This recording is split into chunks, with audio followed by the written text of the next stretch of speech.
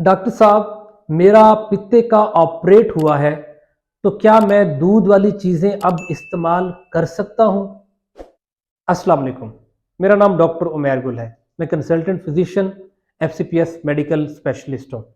नाज़रीन, एक बहुत बार पूछे जाने वाला सवाल जो अक्सर पेशेंट पूछते हैं कि डॉक्टर साहब, हमारा पित्ते का ऑपरेट हुआ है, पित्ता निकलवा चुके हैं, तो क्या हम दूध या दूध से बनी चीज़ें इस्तेमाल कर सकते हैं? तो इसका जवाब है जी हाँ, आप दूध या दूध से बनी हुई चीज़ें इस्तेमाल कर सकते हैं।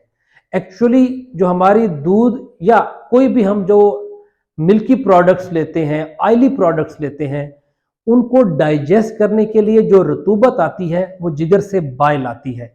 ये बाइल जिगर से होती हुई हमारे लबलबे में जाती है और वहां पर कुछ देर के लिए स्टोर होती है। पित्ते के निकल जाने के बाद बाइल के स्टोर होने का अमल कुछ हद तक मुतासिर हो जाता है, लेकिन बाइल फिर भी बनती रहती है और छोटी आंत में आके चिकनाई वाली चीजें, दूध वाली चीजें इनको हजम में मदद करती रहती है। लेकिन ये जो बाइल है, जाहिर है पित्ते के ऑपरेट होने के बाद उतनी ज्यादा या उतनी एफिशिएंटली जितनी रिक्वायर्ड होती है वो अंतड़ियों में नहीं आती। इसलिए बहुत सारे पेशेंट्स जब दूध या दूध वाली कोई चीज इस्तेमाल करते हैं तो उनको ब्लोटिंग फील होती है, गैस महसूस होता है और बाज़ औक़ात दर्द भी होता है।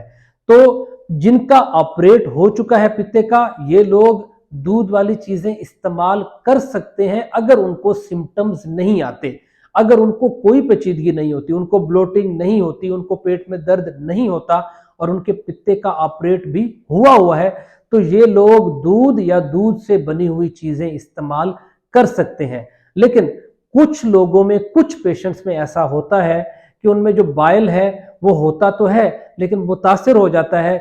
उसमें अगर इन पेशेंट्स में अलामात हों तो ये लोग दूध और दूध से बनी हुई चीजें इस्तेमाल कम करें।